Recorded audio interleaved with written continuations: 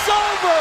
The Blazers come from 23 down in one quarter to defeat the Mavericks and even the best of 7 series at 2 apiece. You've just seen history. Alors, bonjour, bonsoir, bienvenue à tous dans ce tout nouvel épisode de The Natural Podcast. Hier, j'ai envoyé un podcast sur les points positifs de ce début d'intersaison, les points que je trouvais intéressants, les signatures, la draft plutôt intéressante de certains joueurs ou de certaines équipes.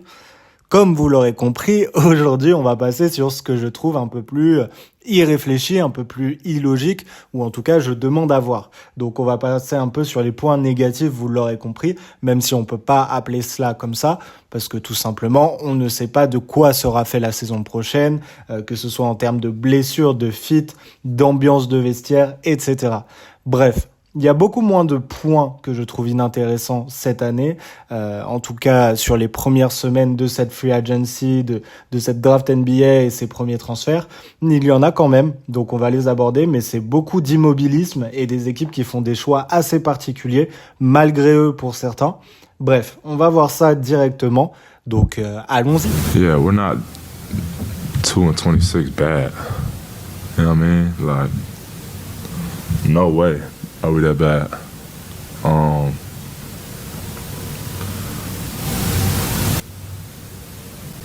So yes, I think we can turn it around. I think we can play a lot better brand of basketball than we're playing right now. Alors, en premier lieu, j'ai décidé de vous parler de Dallas. Déjà, si vous avez écouté le podcast d'hier, peut-être que vous vous êtes posé la question, mais pourquoi Dallas ne fait pas partie de l'équation? Pourquoi il ne fait pas partie de ce podcast des points positifs? C'est tout simple pour moi. Ils ne répondent pas aux problématiques qui se sont posées à cet effectif, dans le sens où en fait ils rajoutent du talent sur des postes ou des caractéristiques où potentiellement ils étaient déjà bien lotis. Je vais commencer déjà par la perte de Derrick Jones qui est parti aux Clippers. Pour moi, la perte de Derrick Jones est peut-être la plus préjudiciable, dans le sens où en fait c'était leur poste 3 titulaire. On sait que c'est un poste très important, un 3&D avec une défense et des longs segments assez colossaux tout simplement, qui a répondu aux attentes toute la saison. On sait que Dallas a eu du mal à trouver ce poste 3, entre Grant Williams qui est parti, entre Dante Exum qui finalement est retourné sur le banc. Derrick Jones installé dans le 5, c'est potentiellement le meilleur 5 de Dallas l'année dernière. Et ils le perdent, c'est très préjudiciable à mon sens. C'était vraiment la pierre défensive qui permettait à Kyrie et à Luka de ne pas avoir à faire trop d'efforts défensifs, ce dont ils sont incapables sur une trop longue période. On leur a vu faire certains efforts en play-off contre OKC, contre les Wolves, etc. Mais on remarque quand même qu'il y a une certaine problématique avec ce backcourt.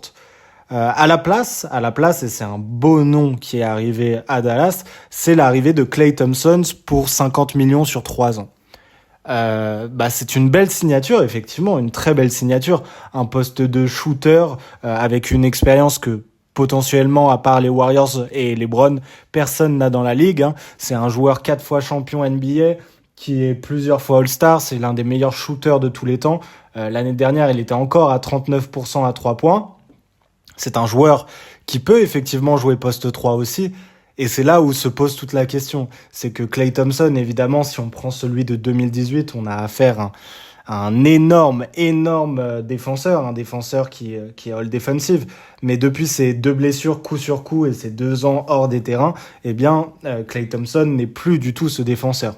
Donc la question que je me pose, c'est Klay Thompson peut-il déjà tenir un poste 3 en NBA aujourd'hui? Je n'en suis pas sûr, mais en plus de ça, si on lui demande d'être la première pierre défensive de ses ailes, de ce backcourt, de ses extérieurs entre guillemets, je ne l'en sens pas capable.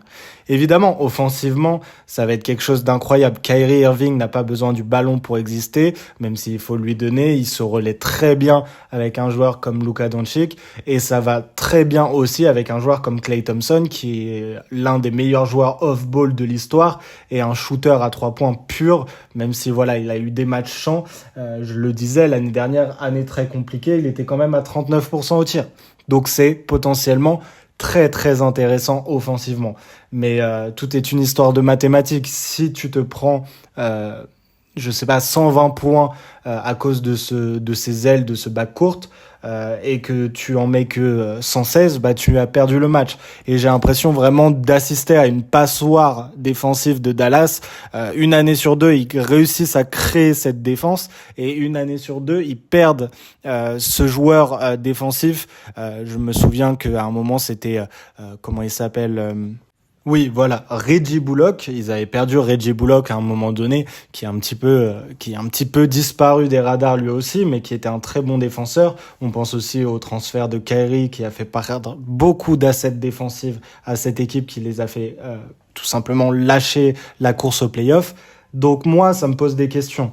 Parce que Klay Thompson, on l'a vu, mentalement, quand il n'est pas dans des bonnes dispositions, ça va très mal. On voit que c'est un peu le même fonctionnement avec Luka Doncic, à voir comment les deux s'entendent sur un terrain aux premières difficultés, aux premières crispations.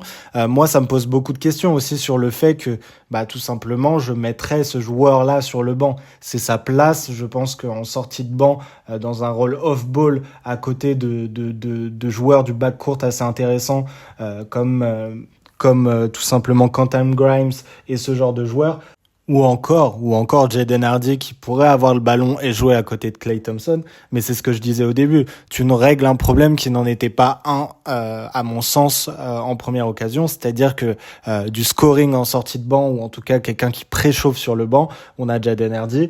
Tu as Quentin Grimes que tu ajoutes qui peut jouer par séquence avec Kyrie Irving ou avec Luka sur le backcourt et qui apporte sa défense aussi, si tu décales un peu les minutes de l'un et de l'autre. Donc voilà, assez crispé de cette arrivée qui est louée de partout. Évidemment, dans un vestiaire, et en termes d'expérience, c'est énorme. Mais si cet effectif se voit obligé de jouer avec Luka, Kyrie et Klay, l'un à côté des autres, tout simplement, eh bien, ça va poser beaucoup de problèmes. Il y a l'arrivée aussi d'un joueur que je trouve intéressant, mais qui, du coup, doit être titulaire, à mon sens, pour cet effectif, c'est Naji Marshall. Naji Marshall, c'est un joueur, un vrai soldat des Pelicans qui a eu moins de temps de jeu l'année dernière parce qu'il s'est beaucoup blessé, parce que cet effectif était vraiment profond sur les ailes, mais c'est un défenseur premier et vraiment le joueur qu'il faut pour remplacer tout simplement Derrick Jones, à voir s'il tient toute une saison aussi bien que l'a fait Derrick Jones. C'est pour ça que moi je chercherais vraiment un ailier trendy, vraiment très D en tout cas, assez fort pour supplanter ce backcourt tout simplement. Donc pour l'instant on l'a pas tout simplement, et ce podcast peut vraiment virer à quelque chose de plus positif pour Dallas dans le cas où ils arrivent à signer un joueur comme Jeremy Grant qui est actuellement à Portland, et voilà, d'envoyer quelques assets à Portland en échange de Jeremy Grant.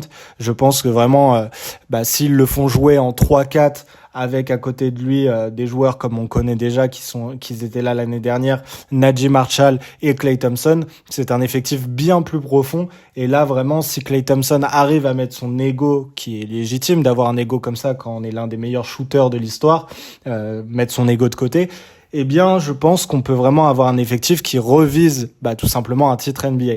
C'est compliqué, on verra l'état de forme de Luka, mais pour l'instant, j'ai pas l'impression que, et c'est peut-être pour ça aussi qu'on veut un Klay Thompson, c'est pouvoir décharger un peu de scoring des épaules de Luka, mais je pense que ce n'était pas la priorité, et j'attends peut-être mieux qu'un Naji Marshall pour compléter ce roster sur un poste tout simplement l'un des postes les plus importants. Si tu rejoues les Celtics et qu'on passe de Derrick Jones à Klay Thompson pour défendre sur Jason Tatum ou sur Jaylen Brown, je pense que ça posera problème. Enfin bref, voilà. Déjà, cette première équipe, Dallas, ne me convainc pas. Beaucoup de gens ne seront pas d'accord avec moi et je l'entends, mais pour l'instant, je pense que c'était incomplet. Il faut vraiment donner tout pour aller chercher Jeremy Grant. Et là, on a un effectif avec une profondeur assez impressionnante pour viser le titre. Bref. Deuxième équipe qui ne me convainc pas, et malheureusement c'est une équipe qui fait 2 intersaisons alors que ce sont des contenders, 2 intersaisons assez mollassonnes. C'est tout simplement Denver qui a donc perdu KCP. KCP. Pour moi, il fallait mettre le pactole sur KCP. Je sais que cette équipe est vraiment paye énormément de joueurs, a une marge salariale très limitée, mais KCP était peut-être l'un des joueurs les plus importants de cet effectif, ça c'est sûr. Un joueur sur lequel on peut compter à chaque match, qui est vraiment qui n'a jamais de soir sans, et tout simplement un défenseur juste à côté de Jamal Murray. Donc la perte de KCP, alors que l'année dernière on a déjà perdu Bruce Brown, pour moi ça pose énormément de questions sur la capacité de Denver à garder ses joueurs et à jouer le titre sur les 5 prochaines années.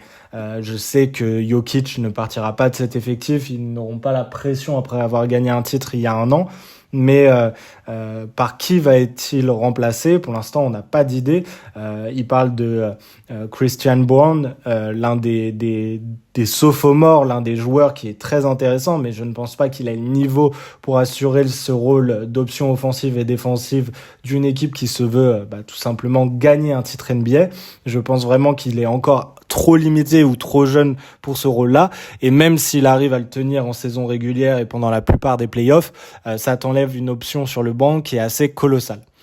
Il y a l'arrivée potentielle d'un certain Westbrook qui pourrait être intéressante pour cet effectif. Il pourrait reprendre le rôle de Bruce Brown en tant que dynamiteur, scoreur, poseur d'écran, facilitateur sur le banc, qui pourrait couper avec des passes de Jokic, ce qui serait très intéressant. Pour moi, ça ne complète, déjà tu le mets pas dans le 5 à côté de Jamal Murray, pour moi ça ne complète pas les problématiques qui se posent. Je pense potentiellement, et si j'avais une idée de quoi ressortir comme joueur pour peut-être régler des problématiques, ce serait vraiment d'envoyer Michael Porter Jr. autre part pour récupérer des soldats de haut niveau en échange, ou avoir la marge salariale nécessaire pour aller chercher ces soldats de haut niveau. Je pense par exemple qu'un Kyle Kuzma, s'il est moins cher, pourrait être une solution aussi viable qu'un Michael Porter Jr., par exemple, et rajouter un joueur en plus. Pour moi, c'est quelque chose de tout à fait faisable, surtout que Michael Porter Jr. N'a pas ce rôle de connecteur, et peut-être un meilleur shooter, mais c'est tout. Pas ce rôle de connecteur ou de défenseur que Kyle Kuzma a déjà prouvé qu'il pouvait avoir, que ce soit en play-off ou en saison régulière.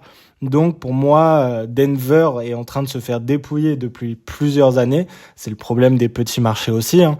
Et il ne faut pas que ça continue, parce que il suffit d'une blessure maintenant dans le 5 de Jamal Murray ou autre pour totalement ruiner une saison de la part des Denver Nuggets, et tout simplement une blessure leur permettrait de perdre, leur ferait perdre une année, excusez-moi. Donc pour moi ça pose énormément de problèmes, même si il n'y a pas eu trop de mouvements. On va parler d'une troisième équipe maintenant qui pour le coup a fait énormément de mouvements, mais ces mouvements me paraissent vraiment plus philosophiquement problématique que le fit sur le terrain. Cette équipe, donc, ce sont les Clippers. Les Clippers ont perdu PG, tout simplement. Paul George est parti.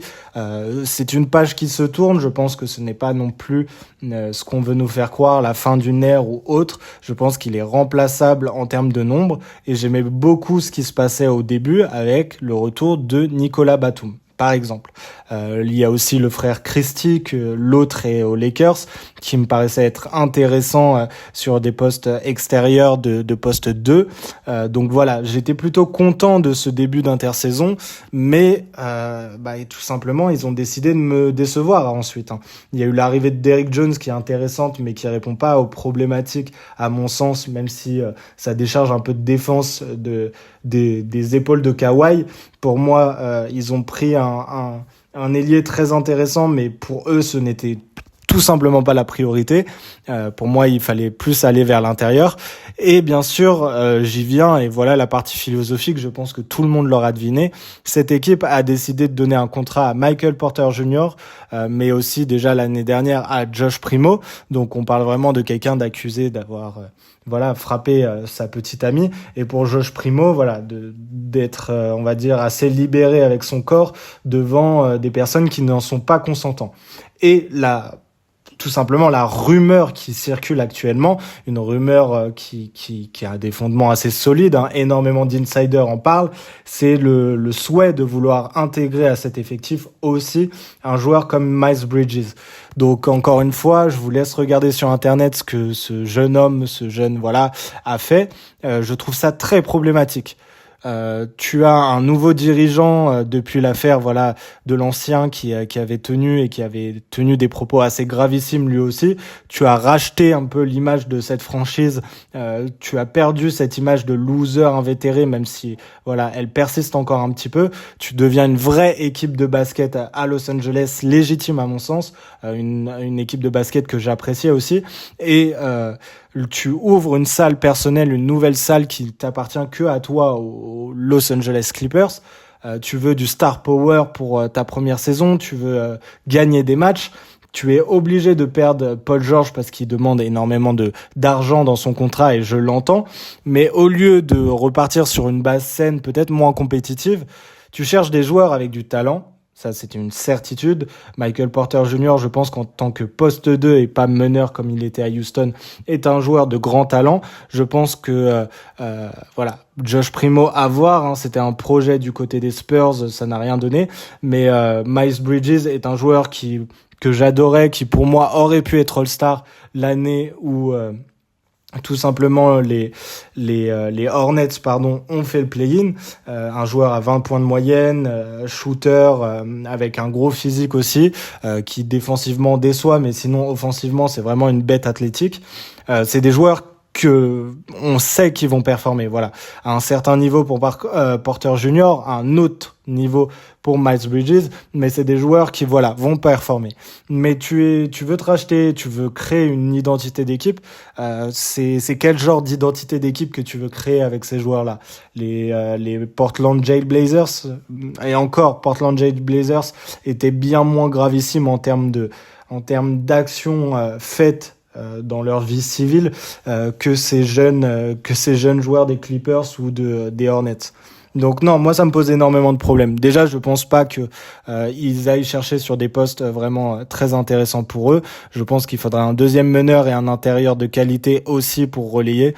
Et je pense qu'ils auraient dû se pencher sur un Isaiah Hartenstein plutôt qu'aller chercher des gangsters. Mais bon, ça c'est que mon avis. Mais je pense vraiment que les Clippers sont une franchise qui devrait réfléchir beaucoup à ses actes parce que entre des perdants invétérés, des départs assez sales de ces joueurs cadres, que ce soit à Détroit ou autres, avec des cadres historiques ou tout simplement des affaires qui ont des affaires de racisme, hein, il faut le dire, hein, je sais pas quels mots sont problématiques pour mon podcast, mais qui ont provoqué le départ de l'ancien dirigeant des Clippers. C'est vraiment des casseroles qui sont assez gravissimes. Les Hornets étaient pour le coup très loin devant niveau casserole, mais je pense que les Clippers essayent au moins de gagner un titre avec ça, de concurrencer qui sont les plus gros de cette ligue. Donc moi ça me pose énormément de problèmes. Déjà je pense que cet effectif ne joue pas le titre. Je ne sais pas à quel niveau va revenir Kawhi, mais Kawhi, Harden plus des gangsters, je ne sais pas si ça marchera. On sait que cet effectif aussi manque d'âme. Ils veulent transférer Westbrook, c'était peut-être leur général dans les vestiaires, je ne comprends pas. Batum est aussi l'un des cadres, mais il vient à peine de revenir, et puis ce n'est pas non plus le genre à vraiment parler abondamment. Et là, vous rajoutez des joueurs qui sont connus pour être problématiques, qui vont donc potentiellement traîner ensemble, à Los Angeles qui plus est. Donc moi, je ne vois aucun point positif pour cette équipe des Clippers. Donc on va passer à autre chose parce que c'est quand même un sujet qui m'énerve, mais je pense qu'on pouvait en parler. Derrick Jones aurait dû rester à Dallas, j'aurais mis Dallas dans une autre vidéo, au moins ça aurait été un point positif. Enfin bref, encore quelques équipes qu'on peut aborder, les Lakers. Alors les Lakers, c'est encore un point de vue qui est un peu immobiliste, un peu philosophique, dans le sens où j'ai l'impression que la re-signature de LeBron a eu lieu. Je pense c'était sur 2 ans, un contrat max sur 2 ans avec une option joueur après la première année. Donc des contrats courts, c'est normal, il a presque 40 ans. Donc tu re-signes LeBron, il ne fait pas du tout d'effort pour prendre un plus petit contrat. Je pense que c'était pour avoir Klay Thompson ou ce genre de joueur, peut-être Paul George, j'en sais rien, pour pouvoir, ou Valanciunas. Aucun de ces joueurs n'est venu aux Lakers. On va aborder ce sujet-là justement. Donc LeBron prend un contrat max et bousille tout simplement le cap de son effectif. Je trouve ça très très problématique. Je pense que cet effectif n'a pas assez bougé et n'attire plus rien. On voit une équipe qui est mal construite, qui ne vise pas grand-chose à part des sorties médiatiques chaque année, ou en tout cas une sorte de LeBron show assez insipide. On sait que Chris Paul aussi a décidé d'aller aux Spurs plutôt qu'aux Lakers. Donc voilà, tout le monde commence à fuir l'une des deux franchises historiques de la NBA.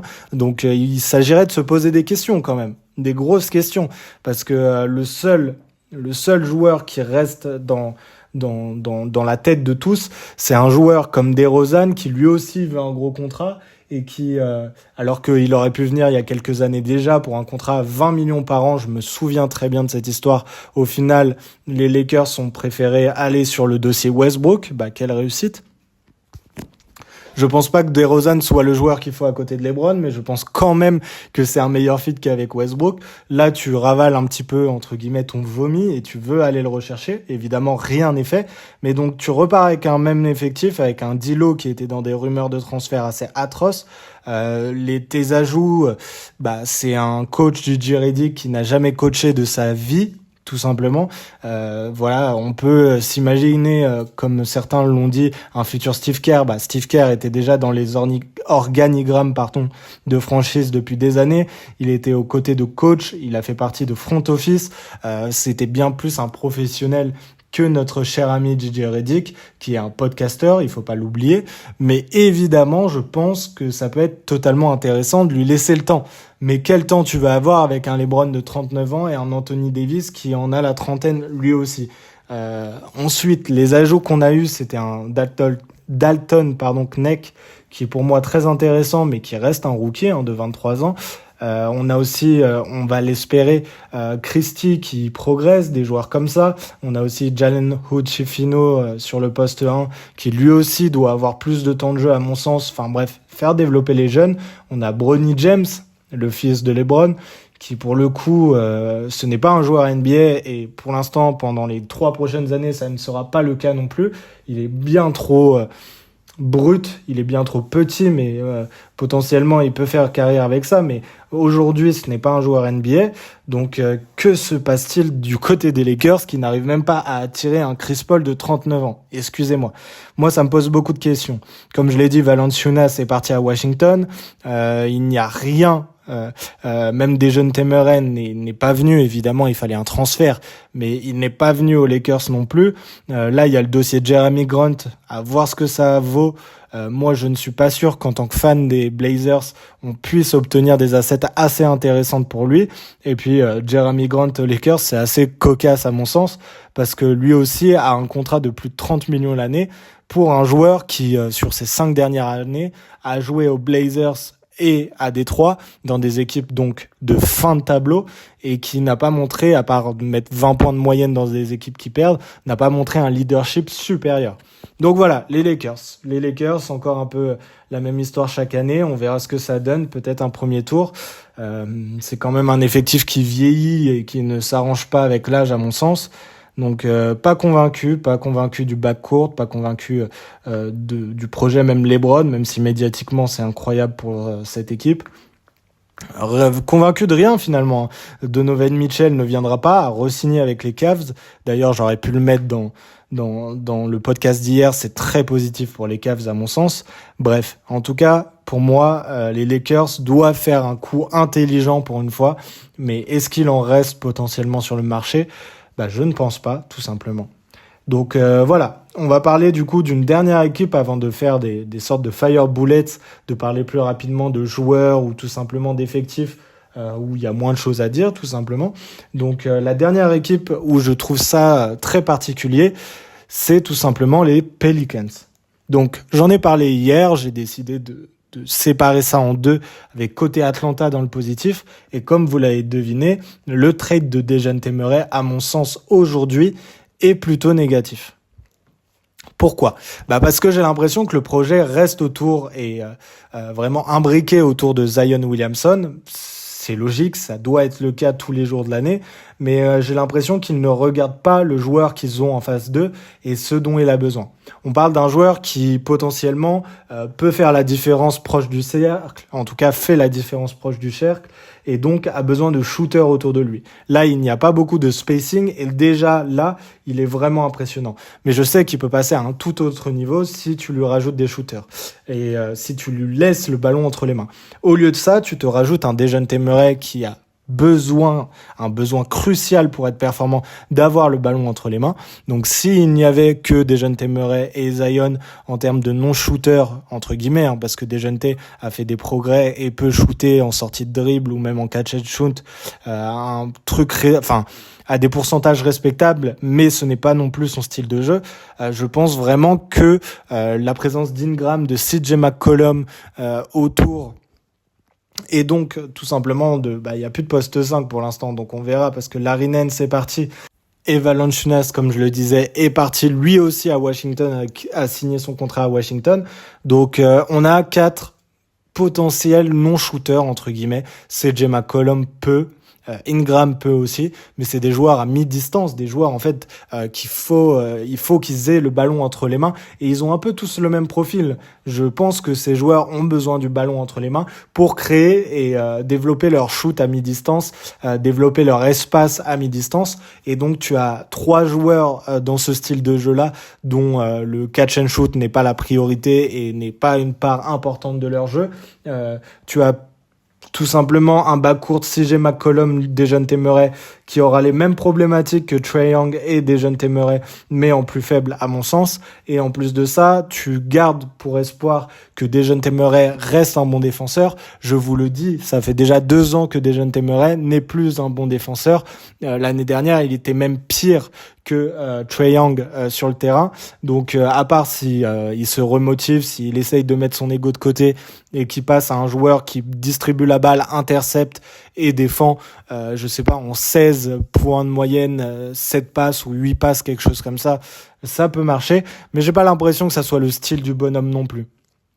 Donc voilà, je trouve ça négatif dans un point de vue actuel, parce que tout simplement tu n'aides pas Zion Williamson à avoir l'espace nécessaire pour devenir cette force dominante à l'intérieur, et en même temps ça laisse énormément de marge pour faire des ajustements. C'est-à-dire que s'il faut faire partir CJ McCollum, si Ingram ne signera pas son gros contrat et doit partir cet été ou à la free agency, non pas à la free agency, idéalement plutôt en février, etc.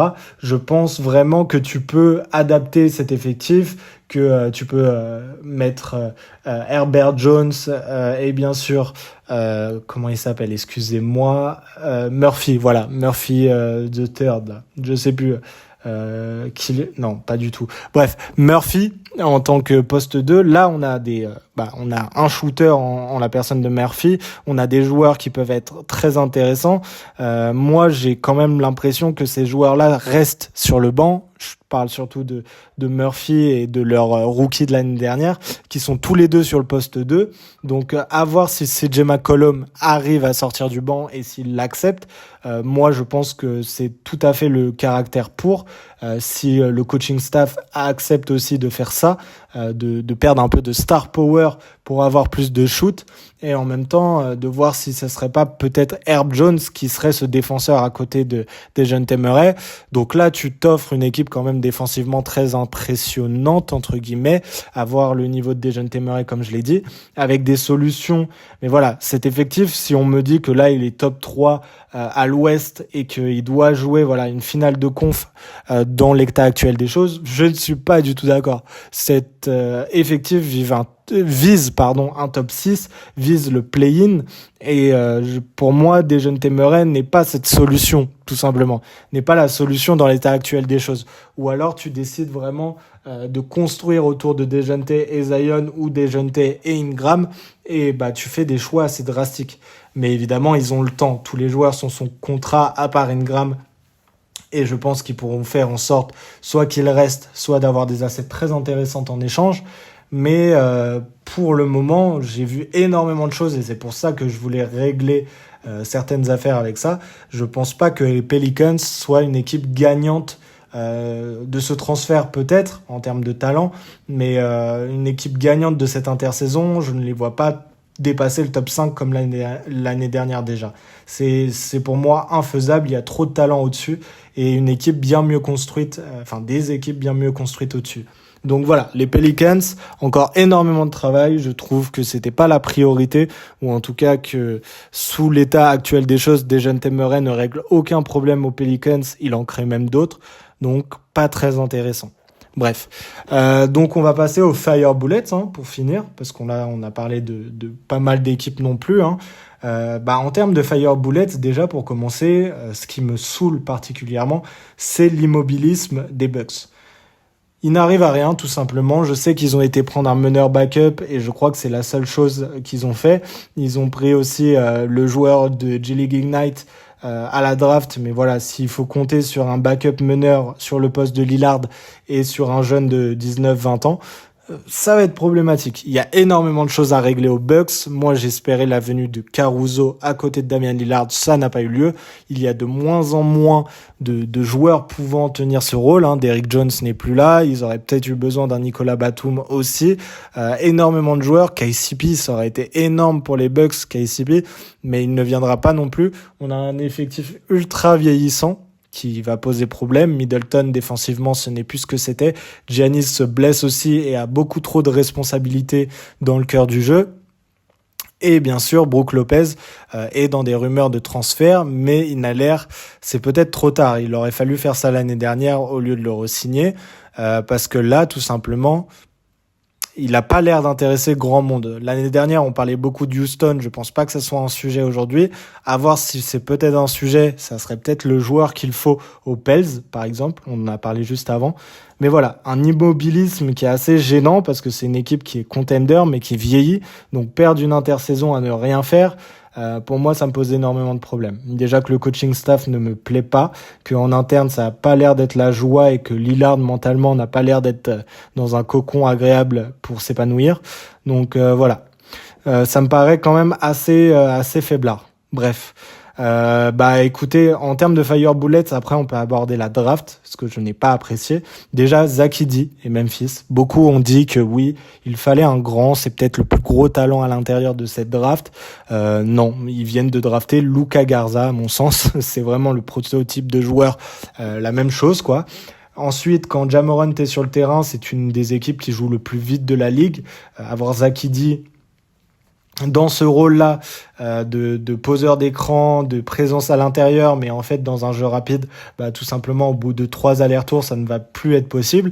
Zach Edey est aussi un joueur où on doit créer finalement le jeu offensif de cette équipe autour de lui et même défensif, le jeu de cette équipe, et il est beaucoup trop faible en termes de jeu NBA pour être au centre de ce projet-là. Je pense qu'il faut tourner le jeu autour de Ja Morant et ce n'est pas ce qu'il est en train de faire, ou en tout cas il se fourvoie grandement sur ce qu'il peut apporter. C'est de la présence, c'est du lob, c'est une certitude. Sur jeu placé, ça peut le faire. Et encore, je pense vraiment qu'il n'est pas assez mobile pour tenir un poste 5 et que Jaren Jackson devra faire 2 fois plus de travail. Donc non, ça me plaît pas. C'est tout. Le jeu est trop up-tempo pour un profil comme ça. L'équipe n'est pas centrée autour de lui. Ce n'est pas bon. Ensuite, on a aussi un Tristan da Silva à Orlando. Tu remplis des ailes qui sont déjà remplies. C'est un joueur déjà de 23 ans. Il y avait des paris à faire. Il y avait énormément de paris à faire pour moi sur les postes de meneur. Juan Nunez des Spurs qui a été pris. Isaiah Collier aussi, même si c'est pas un shooter, Isaiah Collier. Tu pouvais faire ce genre de choix-là. Tu te rajoutes du monde sur des postes qui sont déjà full. Voilà, je pense pas que ça va être un flop, pas du tout, mais je pense que c'est pas Orlando qui aurait dû se jeter sur lui. Ensuite, et on va en parler un petit peu quand même, mes Blazers qui ont quand même réussi à transférer pour Deni Avdija. C'est plutôt correct à mon sens. Deni Avdija sera sûrement un meilleur joueur que beaucoup d'ailiers de cette draft. Il n'était pas à sa place à Washington, c'est une certitude. C'est un joueur, un point forward qui est très fort en transition, un bon défenseur, intercepteur de talent qui sait qui a progressé cette année au tir, mais il va arriver dans un effectif qui a la même situation que Washington, avec le même mauvais coaching staff. Moi, quand je disais que je voulais voir Deni Avdija dans un autre rôle, une autre chose, c'était plutôt dans une équipe qui vise quelque chose. Donc à voir. En tout cas, je pense que des joueurs intelligents à côté de Scoot Henderson, Shadon Sharp, etc., c'est plutôt bien. On s'est pas trop dépouillé. Malcolm Brogdon était un bon vétéran, le meilleur vétéran de ce vestiaire, mais ne faisait pas partie du projet. Il ne faut pas se mentir. Et bien sûr, tout simplement, le pick 14, je pense pas que tu trouves un meilleur joueur que Deni Avdija en pick 14. Ensuite, tu draftes évidemment Donovan Clingan. Eh bien, tout ce que j'ai dit pour Zach Edey, je le pense aussi pour Donovan Clingan, mais plus positivement quand même. C'est-à-dire qu'on a un joueur qui peut devenir une matrice défensive, mais qui me paraît vraiment très lent et qui me paraît vraiment très peu adapté au fait de courir, de permettre la transition, des choses comme ça, ce qu'il faut avec des profils comme Anthony Simons, comme Scoot Henderson et comme Shadon Sharp. Beaucoup le comparent à Rudy Gobert, je ne vois pas où il voit ce type de joueur-là. Offensivement, il a des mains, mais voilà.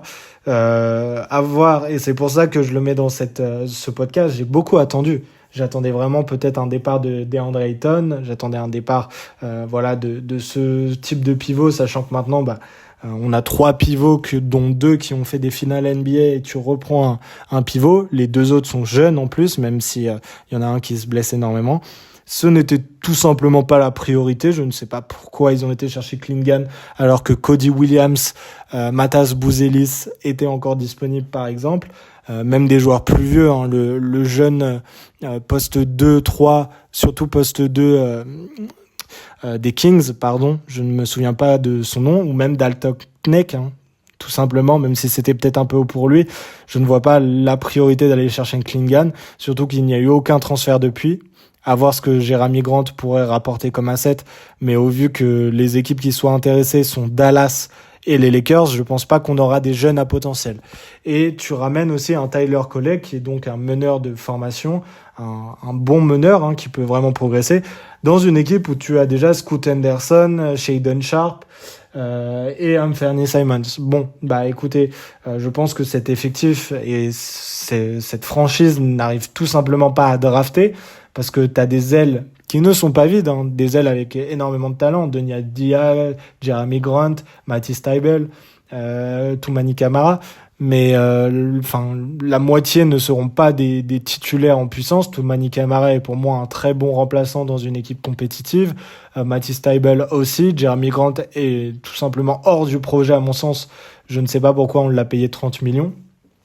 Et il y a Deni Avdija. Donc voilà, du talent à développer. Il faut changer de coaching staff. Déjà, il faut changer de coach. Billups, je te déteste. Mais voilà, Clingan et Tyler Colley, je ne vois pas l'intérêt tout simplement de signer ces joueurs-là. Ça me paraît très étonnant, hein, sachant qu'on aurait pu avoir un Cody Williams et Tyler Smith de G-League Ignite, ce genre de joueur par exemple aurait été beaucoup plus intéressant dans notre projet à mon sens. Bref, il reste une équipe, c'est pas vraiment des Fire Bullets, hein, j'en parle beaucoup trop pour que ça en soit, mais la dernière équipe c'est vraiment Détroit. Alors Détroit déjà qui me prennent un des chouchous de la draft en la personne de Ron Holland. Je suis d'accord et je pense qu'ils ont fait le bon choix de prendre au potentiel, justement. Parce que le fit, justement, ça ne marche pas. On parle d'un manieur de ballon, un gars qui doit vraiment progresser en attaque, qui a besoin de pénétrer avec le ballon et de s'approcher du cercle, sachant que tous les joueurs de cet effectif sont dans le même cas et qu'il n'y a personne pour spacer. Pour spacer, tu décides donc de signer des joueurs, disons référencés entre guillemets, en Tim Hardaway qui a été échangé contre Quentin Grimes, mais pour moi tu perds déjà dans le deal. Quentin Grimes offensivement au shoot peut être plus intéressant, même si c'est plutôt sur des postes de back courte, mais voilà, tu rajoutes des joueurs qui peuvent shooter mais qui entraveront la progression de joueurs comme Mozart Thompson, comme Ron Holland. Évidemment tu prends aussi un Tobias Harris à 25-26 millions la saison. Bon, tu le surpayes un peu, mais c'est ce qu'il faut pour une équipe aussi catastrophique et cataclysmique que Détroit. Encore, là, ça pourrait être positif. Disons que sur le poste 4, tu n'as pas mieux, tu n'as pas de joueur jeune vraiment à imbriquer sur ce poste 4, mais ça te fait du coup un effectif, si j'ai réfléchi, Cade Cunningham, Jaden Ivey ou Ozar Thompson, Ron Holland, Tobias Harris et Jalen Duren. Déjà, il n'y a pas de spacing parce que Tobias Harris non plus n'est pas le shooter que vous pensiez qu'il est. C'est un joueur d'expérience qui pourra aider à gagner 2-3 matchs pour cet effectif. Peut-être que tu peux aussi récupérer des assets en échange de ce joueur plus tard dans la saison ou la saison prochaine. Mais voilà, écoutez, à voir si Ron Holland devient cette deuxième option derrière potentiellement Cade Cunningham, ça peut être positif. Mais pour moi, tu n'as pas les profils adéquats pour mettre dans les meilleures dispositions ces joueurs, notamment avec Ivey et Ozar Thompson, qui sont assez problématiques dans ce sens-là, pardon. Voilà. Donc ça me pose problème, tout ça me pose problème. Peut-être que ça sera beaucoup plus positif que je l'imagine, mais en tout cas, je pense qu'on a terminé. Franchement, je n'ai plus grand-chose à dire. Je regarde vite fait les différentes drafts pour voir ce qui s'est passé. Miami avec Kelly Ware, on peut jamais critiquer Miami. C'est un joueur sur le poste de Bam Adebayo, mais ça se trouve, il se découvre un shoot grâce à Miami et il devient poste 4 et dominant. Je n'en sais rien. Ce genre de joueur-là, il y a Yves Missy aux Pelicans, encore une fois, je trouve ça plutôt correct aussi. Donc non, je n'ai rien à dire. Non, effectivement, des drafts plutôt logiques par rapport à ce qu'on pourrait attendre. Franchement, j'ai plutôt confiance en tout ce qui se passe niveau draft, à part ceux que j'ai cités, évidemment. Et même Ron Holland, je pense que c'est le choix logique pour Détroit dans une équipe où il n'y a pas de talent qui ressort à part Cade Cunningham et qui n'arrive pas à faire gagner à lui seul cet effectif. Donc voilà, je pense qu'on a fait un petit peu le tour. J'espère que ce podcast vous a plu. Je vous invite à l'écouter sur les différentes plateformes, à me laisser un commentaire, un j'aime, etc. Et puis je vous souhaite une bonne journée, une bonne soirée et à la prochaine. Au revoir.